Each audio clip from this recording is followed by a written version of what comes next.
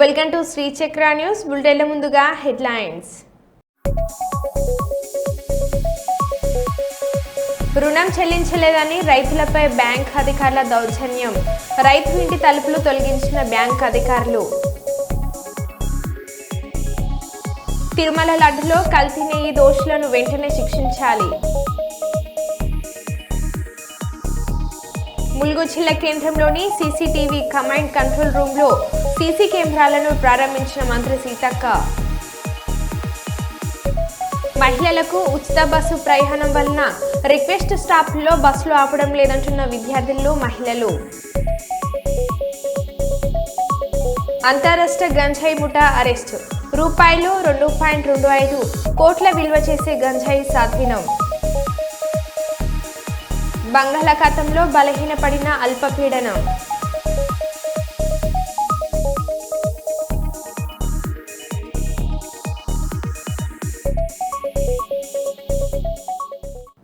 ఇక వివరాల్లోకి వెళ్తే, సనాతన ధర్మ రక్షణకు వందే భారత్లో తిరుపతి ప్రయాణం.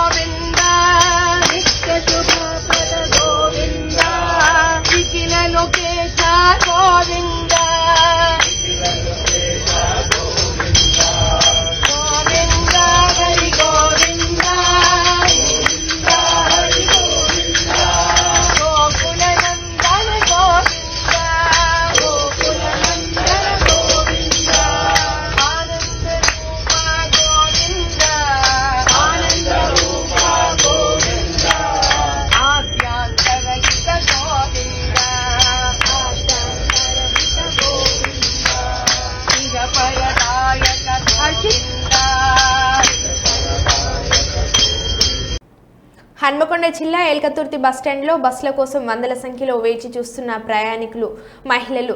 ఉచిత బస్సు ప్రయాణం వలన రిక్వెస్ట్ స్టాపుల్లో బస్సులు ఆపడం లేదంటున్న విద్యార్థినులు, మహిళలు. కిక్కిరిసిపోతున్న బస్సులు, తోపులాటలో బస్సులు ఎక్కుతున్న విద్యార్థులు.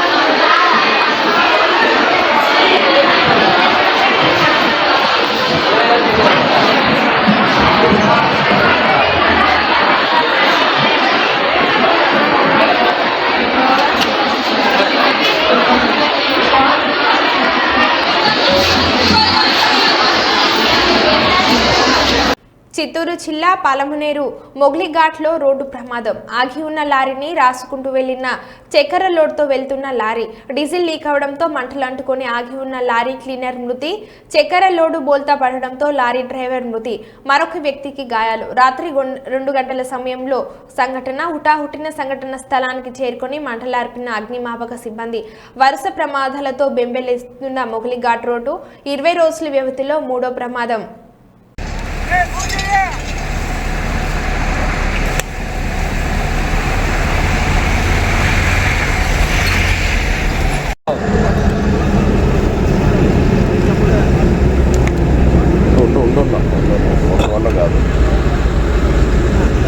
తెలంగాణలోని నిజామాబాద్లో షాకింగ్ సంఘటన జరిగింది. పేకాట ఆడుతూ పోలీసులకు 4 మహిళలు చిక్కారు. పట్టణంలోని సరస్వతి నగర్లో నీలోఫర్ ఆసుపత్రిలో 4వ అంతస్తులో డబ్బు పెట్టి పేకాట ఆడుతున్న 4 మహిళలను పోలీసులు అరెస్ట్ చేశారు. మహిళల నుంచి 15,000 రూపాయల నగదుతో పాటు సెల్ ఫోన్లు స్వాధీనం చేసుకున్నారు పోలీసులు. పోలీసులకు పట్టుబడ్డ మహిళలంతా ప్రముఖ వైద్యుల సతీమణులని సమాచారం. ఈ సంఘటనకు సంబంధించిన వీడియో వైరల్ అవుతుంది. फोटो दिखो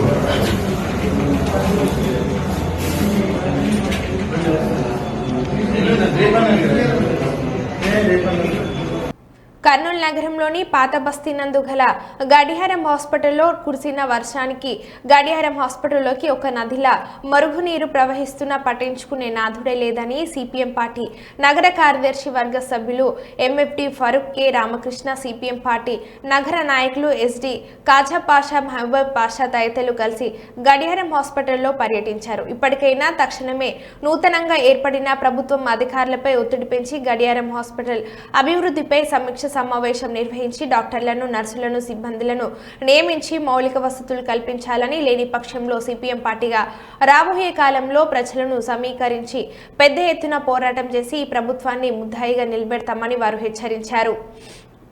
తప్ప మొన్న కూడా టీజీ భరత్ గారు వచ్చి హాస్పిటల్ విజిట్ చేసిపోయారు తప్ప ఎటువంటి సమస్య కూడా పరిష్కారం కాలేదు. ఇక్కడ వస్తున్న వాళ్ళందరూ కూడా పేద, దళిత, బడుగు బలిగిన వర్గాలకు సంబంధించిన ప్రజలు వచ్చి అనేక గ్రామాల నుంచి ఇక్కడ ఆపరేషన్ చేస్తానికి వస్తారు. ఇక్కడ వచ్చే ఆపరేషన్ చేసే వాళ్ళకి ఈరోజు ఎటువంటి సౌకర్యం కల్పించకపోగా వర్షాలు వానలు వచ్చినప్పుడు ఈ రకంగా గలీజీలు మొత్తం రూమ్లో వచ్చి పేషెంట్లు నివసించే ప్రాంతాల్లో ఆపరేషన్ చేసిన అక్కడ చోట కూడా ఈ యొక్క మురికి నీరు ఆ రకంగా రావడంతో ఏదైనా పేషెంట్లకు ఇన్ఫెక్షన్ అవుతే ఎవరు బాధ్యత వహిస్తారు, ఎవరు ఆ రకంగా సమాధానం చెప్తారు, ప్రజలకు ఏమైనా జరిగితే ఎవరు బాధ్యత తీసుకోవాలని చెప్పేసి సిపిఎం పార్టీగా మేము ప్రశ్నిస్తూ ఉన్నాం. ఇప్పటికైనా కర్నూలు నగరంలో ఉండే ప్రజాప్రతినిధులు కానీ, మినిస్టర్ కానీ, కలెక్టర్ కానీ, కమిషనర్ కానీ, డిఎంఎండ్హెచ్ఓ సంబంధించిన అధికారులు కానీ తక్షణమే సమావేశపరిచి ఈ యొక్క గడియారం హాస్పిటల్ అభివృద్ధి కోసం తక్షణ పనులు చేయాలి. అదేవిధంగా డాక్టర్లు, సిబ్బంది, నర్సులు లేక కూడా ఈ యొక్క హాస్పిటల్ తల్లిదండ్రులైన అనాథగా మారింది. తక్షణమే ఈ సమస్యల పరిష్కారం కోసం నూతనంగా వచ్చిన ప్రభుత్వం చర్యలు తీసుకోవాలని చెప్పి సిపిఎం పార్టీగా మేము డిమాండ్ చేస్తూ ఉన్నాం.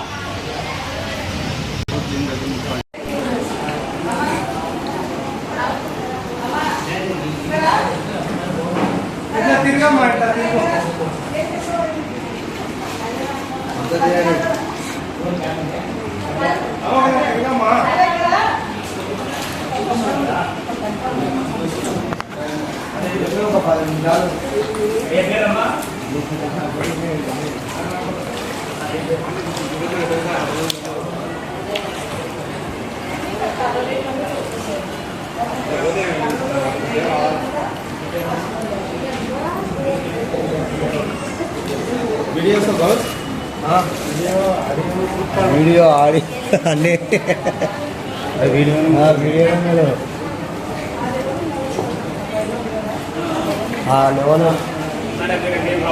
నీరు బాబు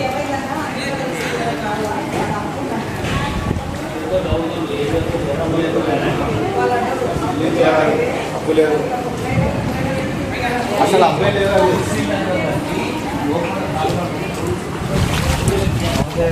టోపీ పెడితే ఎవరు అనుకుంటున్నా జలుబు చేసింది కదా ఇంకా పొండి లేక మీరు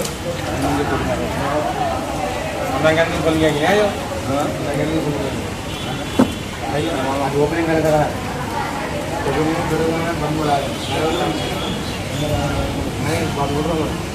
ఆటో रुपये देखिए आने में बता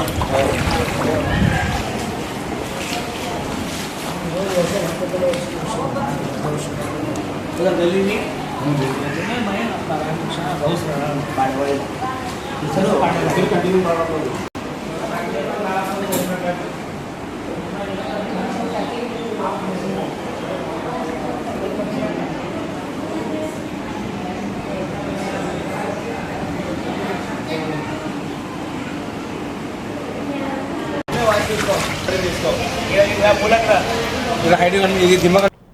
హైదరాబాద్ పాత బస్తీ పహాడి షరీఫ్ ప్రధాన రహదారిలో కెమెరాకు చిక్కిన అద్భుత దృశ్యాలు. ఏమైంది సమాజానికి అంటూ తిట్టుకుంటున్న ప్రజలు. అమ్మాయిలు, అబ్బాయిలు ఇంటి నుండి బయటకు వెళ్తే తల్లిదండ్రులు ఎందుకు పట్టించుకోవడం లేదని ఆగ్రహం వ్యక్తం చేస్తున్నారు.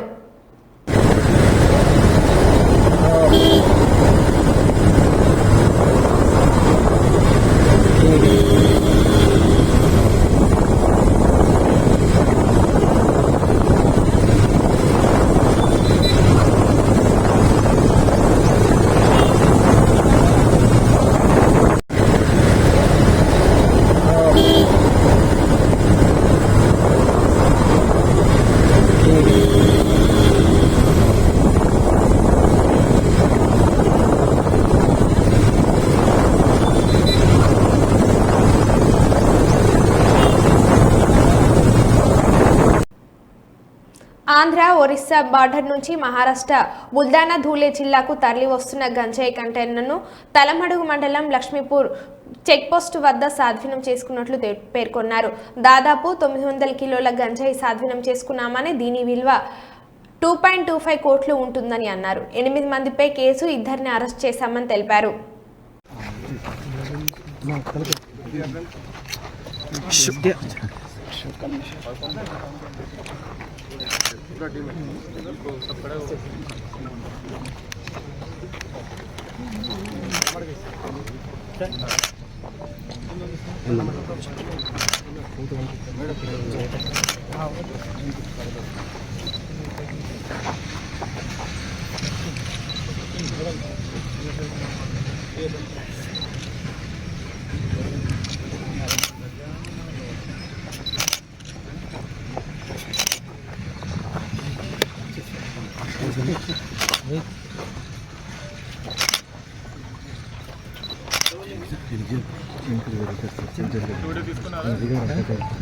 లాస్ట్ 5 years ఇంకా పెద్ద సీజన్ జరగలేదు ఆదిలాబాద్.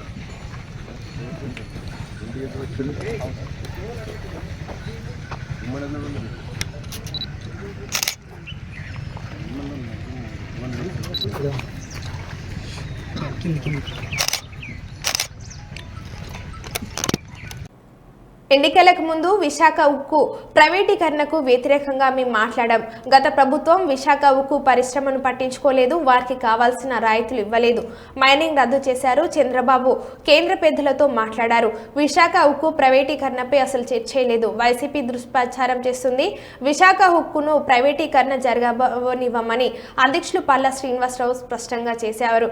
కేంద్రం ఇటీవల 500 కోట్ల గ్రాంట్ కూడా ఇచ్చింది. వైసీపీ 5 ఏళ్ల పాలనలో స్టీల్ ప్లాంట్ ₹1 కూడా రాలేదు.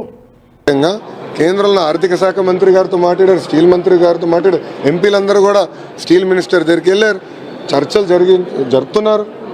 అసలు ప్రైవేటీకరణ అన్న పేరు డిస్కషనే లేదు.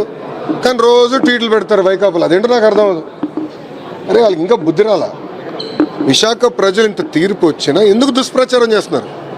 ఎవరైనా మాట్లాడారా ప్రైవేటీకరణ గురించి? ఎప్పుడు ఎవరైనా చెప్పారా? మా రాష్ట్ర అధ్యక్షుల వారు పల్లా శ్రీనివాస్ గారు చాలా స్పష్టంగా విశాఖ ఉక్కుని ప్రైవేటీకరణ జరగనీయము అని చెప్పారు. మళ్ళీ ఎందుకు వాళ్ళు దుష్ప్రచారం చేస్తున్నారు? దయచేసి ఈ ప్రశ్న వాళ్ళని అడగండి. నేను జగన్మోహన్ రెడ్డి గారు ఎప్పుడైనా దొరికితే, ఒక్క నిమిషం, జగన్మోహన్ రెడ్డి గారు ఎప్పుడైనా దొరికితే ఆయన కూడా అడగండి. మీరు ఏంటమ్మా? అక్టోబర్ 2న ప్రజా ఉద్యమానికి ప్రజా సంఘాలు పిలుపునిస్తుంది. అంటే గవర్నమెంట్ నుంచి ఒక ఇన్సూరెన్స్ అనేది ఆల్రెడీ చంద్రబాబు నాయుడు గారే ఇన్సూరెన్స్ ఇచ్చారండి. ప్రతి ప్రెస్ మీట్లో చంద్రబాబు నాయుడు గారే, అంటే గౌరవ ముఖ్యమంత్రి గారు చాలా స్పష్టంగా విశాఖ ఉక్కుని మేము ప్రైవేటీకరణ జరగనీయము అని చెప్పారు. ఇంకేం ఇన్సూరెన్స్ కావాలి? మళ్ళీ 500 కోట్లు కేంద్ర ప్రభుత్వం, చంద్రబాబు నాయుడు గారు మాట్లాడిన తర్వాత కేంద్ర ప్రభుత్వం 500 కోట్లు గ్రాంట్ ఇచ్చారు. ఇంకా చేయాలి. గత 5 ఏళ్ళలో ₹1 రాలా. మేము అన్నీ చేస్తున్నాం, ఇంకా చేస్తాం, దాంట్లో డౌట్ లేదు. పశ్చిమ మధ్య బంగాళాఖాతం, వాయువు బంగాళాఖాతం ఆనుకొని ఉన్న అల్పపీడనం క్రమేపీ బలహీనపడుతుందని విశాఖలోని వాతావరణ కేంద్రం బుధవారం పేర్కొంది.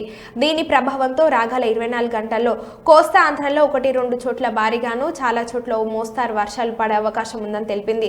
ఉత్తర కోస్తాలో చాలా చోట్ల మంగళవారం నుంచి వర్షాలు కురుస్తాయని, తెలంగాణలో గురువారం నుంచి భారీ వర్షం కురిసే అవకాశం ఉందని తెలిపారు.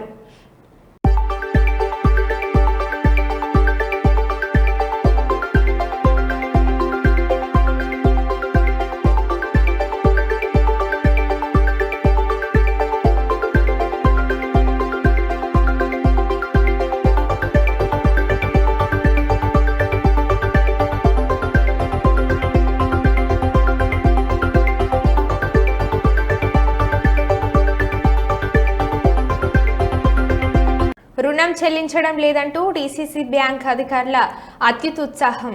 నెన్నెల మండలం నేతకాని వాడకి చెందిన గట్టు శివలింగయ్య 3 లక్షల రుణం తీసుకొని రుణం తిరిగి చెల్లించకపోవడంతో ఇంటి తలుపులు తీసి బయటపెట్టిన రికవరీ అధికారులు. ఇరువురి మధ్య వాగ్వాదం చోటు చేసుకోవడంతో తిరిగి వెళ్లిన అధికారులు అదే నువ్వు పీకిన కదా పట్టుకపో, నువ్వు పట్టుకపో అంతే. పట్టుకపో సపోర్ట్ కాదన్నా, కడదామే కడదాం కదా, కడదాం కదా. కట్టాంది అయితే మీరు ఊరుకోరు కదా, కట్టాంది అయితే మీరు ఊరుకోరు కదా. వడ్డీతో సహా వసూలు చేస్తారు. అదే అన్న, అదే అన్న, అదే అన్న, అదే వడ్డీతో సహా వసూలు చేస్తారా? విడిచిపెడతారా? విడిచిపెడతారా? నా దాన్ని కూడా చెప్పవు. మీరు క్వశ్చన్ నాకు ఆన్సర్ లేదు. ₹1,00,000 మీరు నాకు ₹1,00,000 ఇచ్చింది, నేను ఇస్తా అనుకుంటుంటా. చెప్పండి, మీరు వడ్డీ అయితే విడిచిపెట్టారు కదా, వడ్డీ అయితే విడిచిపెట్టారు కదా.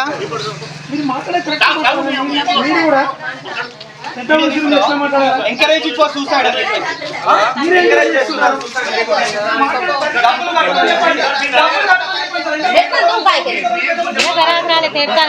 फोन बोला तो दवा कड़ा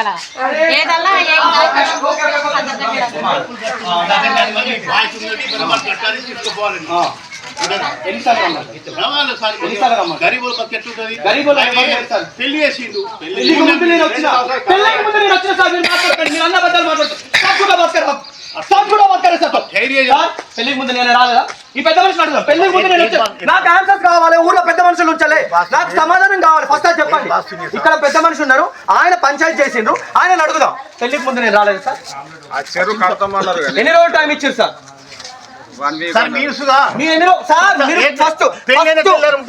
ఎవరు సార్? పెళ్లి కాకముందు ఏం చేసిర్రు? పెళ్లి కాకముందు ఏం చేసిర్రు? పెళ్లి కాకముందు ఏం చేసిర్రు? పైసలు తీసుకొస్తా అని చెప్పిన ఆ లోపలనే నేను బయటకు వెళ్ళిన తర్వాత వాళ్ళు హఠాత్తుగా నా ఇంట్లో ఉన్న తలుపు డోర్లు తీసి స్క్రూలు ఇప్పి డోర్ తీసి ఇంట్లోకి వాళ్ళు వెళ్ళడం జరిగింది. మరి నానా దిగ్భత్వం సృష్టించి నా ఈరోజు దాదాపు 8 నుంచి 9 గంటల ప్రాంతంలో మరి నిన్నెల మండల హెడ్ క్వార్టర్కు మరి ఈ యొక్క సహకార బ్యాంక్ సిబ్బంది మరి గట్టు శివలింగయ్య ఇంటికి వచ్చేసి మరి మేము మా తల్లిగారైన లక్ష్మి గారి మీద మేము లోన్ తీసుకున్నటువంటి వాస్తవం. తీసుకున్నాం, మేము తీసుకోవాలని చెప్పడం లేదు, మేము కడుతూనే ఉన్నాం. వచ్చినప్పుడు ఎప్పుడు వచ్చేసినా కూడా ఎంత ఉంటే ఆ అమౌంట్ను బట్టి మేము కడుతూనే ఉన్నాం.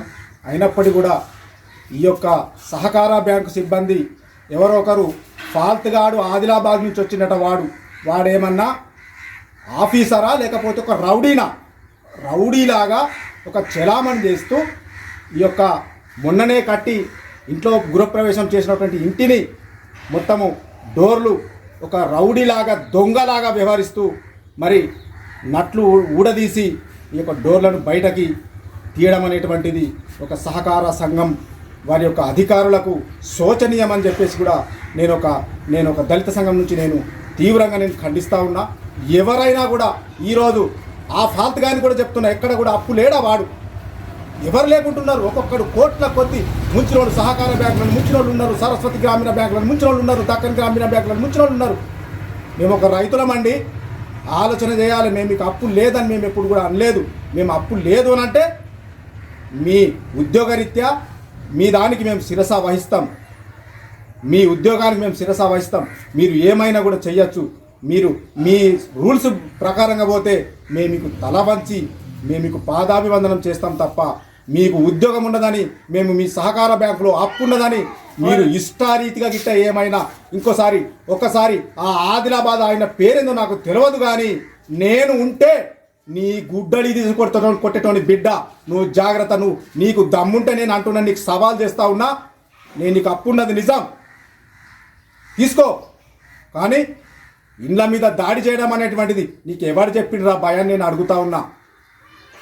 నీవు ఇంకోసారి ఇదే గనక జరిగితే బిడ్డ నీకు బీపీ ఉండొచ్చు, నీకు బీపీ లేవచ్చు, కానీ ఇక్కడ ఉన్నోళ్ళకు మాట్లాడేటోళ్ళకు 24 గంటలు బీపీ రేసులనే ఉంటుంది. నువ్వు గుర్తుపెట్టుకో దాన్ని.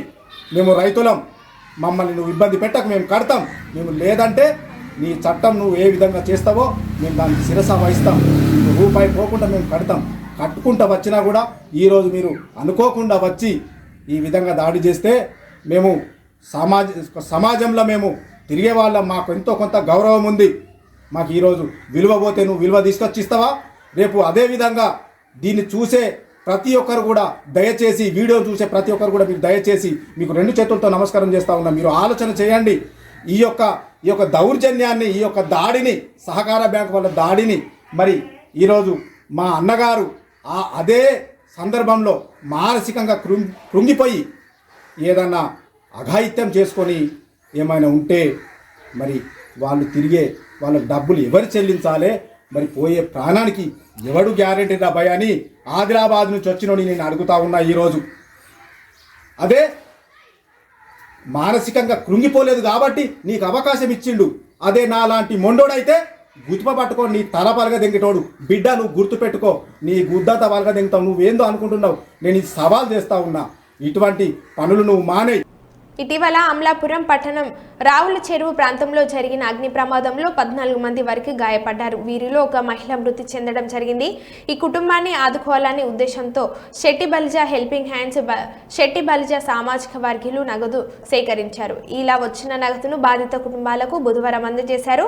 మృతులు గొవ్వాల నాగలక్ష్మి కుటుంబానికి 1,30,000, చొల్లంగి మారుతి సుబ్రహ్మణ్యంకు 10,000, కట్ట వెంకట్, దూనబోయిన సుబ్బలక్ష్మి, దూనబోయిన గాయత్రికి, శాంతికి, బొక్కప్రియకు వేరువేరుగా 10,000 రూపాయల నగదును అందజేశారు. ఈ కార్యక్రమంలో నాయకులు చెల్లబోయిన శ్రీనివాసరావు, మట్టమర్తి, మీరా సాహెబ్, శెట్టి, గొవ్వాల రాజేష్, కూడిపూడి భారత్ భూషణ్, గుత్తుల చిరంజీవి, కుమ్ముకు రమణ, చిట్టూరి పెద్దబాబు, దుమ్మేటి వెంకటేశ్వరరావు, శేఖర్, నాగరాజు, తేజ తదితరులు పాల్గొన్నారు.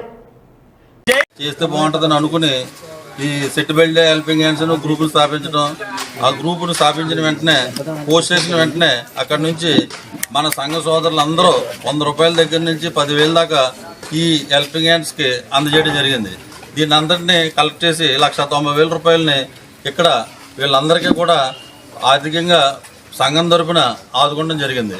భవిష్యత్తులో కూడా ఈ హెల్పింగ్ హ్యాండ్స్, సెట్టుబెల్లి హెల్పింగ్ హ్యాండ్స్ తరపున ఎవరికైనా ఏదైనా ఆపద జరిగినప్పుడు మన సెట్టుబెల్లి సంఘీయులందరూ కూడా దీనిని స్పందించి వాళ్ళకి వెంటనే వీళ్ళని ఆర్థికంగా ఆదుకోవాలని తలంచడం జరిగింది. దానికి అనుగుణంగా సంఘ సోదరులందరూ కూడా ఉవ్వెత్తిన ఒక సంఘీభావం తెలిపి సుమారు 1,90,000 రూపాయలు, అదేవిధంగా హైదరాబాద్ సెట్టిబల్లి సంఘం వాళ్ళు కూడా 1,50,000 ఆ పైబడి తీసుకురావడం కూడా సిద్ధంగా ఉన్నారు.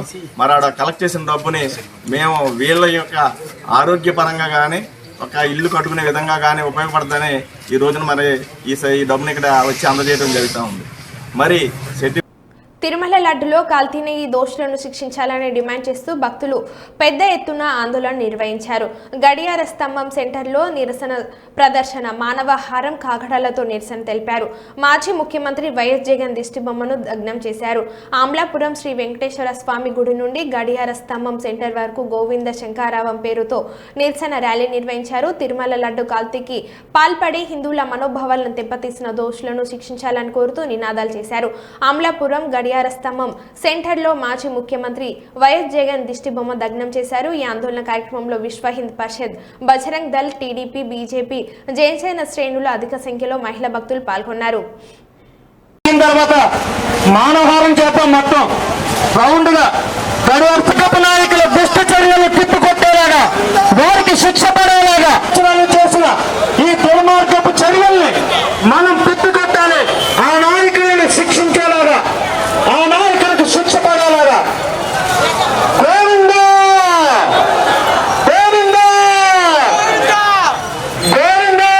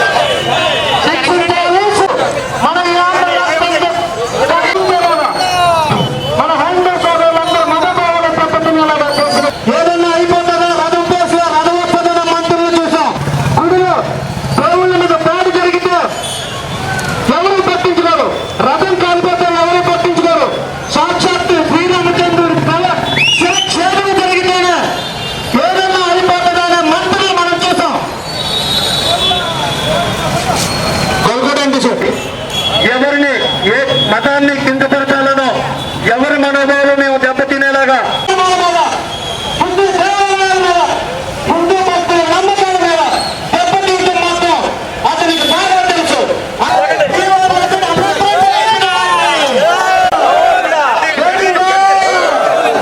మన ప్రసాదాన్ని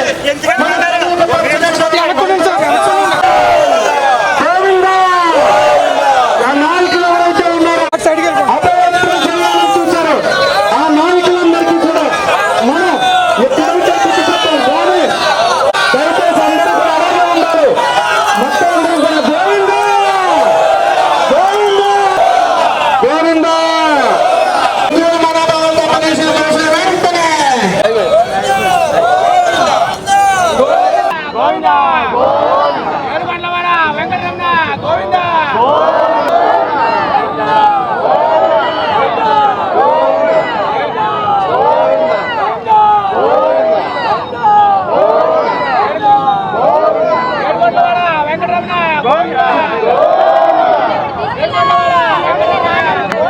నమస్కారం. మరి హిందువులు ఎంతో పరమ పవిత్రంగా పూజించే వెంకటేశ్వర స్వామి ప్రసాదం తిరుమల తిరుపతి లడ్డూని గత ప్రభుత్వం హయాంలో అపవిత్రమైంది. దోషులను కఠినంగా శిక్షించాలి. ఈరోజు ఎన్డీఏ ఆధ్వర్యంలో జనసేన నాయకుల ఆధ్వర్యంలో అమలాపురంలో ఏదైతే ప్రాయశ్చిత్త దీక్షకు మద్దతుగా ఇక్కడ భారీ ర్యాలీ నిర్వహించి అదేవిధంగా మానవహారాన్ని నిర్వహిస్తున్నాం. ఏదైతే దోషులను కఠినంగా శిక్షించే వరకు ఇటువంటి నిరసన కార్యక్రమాలు కొనసాగుతుంటాయని చెప్పి తెలియజేస్తూ ఇంకా సమర్థిస్తున్న వైసీపీ నాయకుల్ని బహిరంగంగా శిక్షించాలని చెప్పి ఈ సందర్భంగా డిమాండ్ చేస్తున్నాం. మరో బులెటిన్లో మళ్ళీ కలుద్దాం. Stay tune.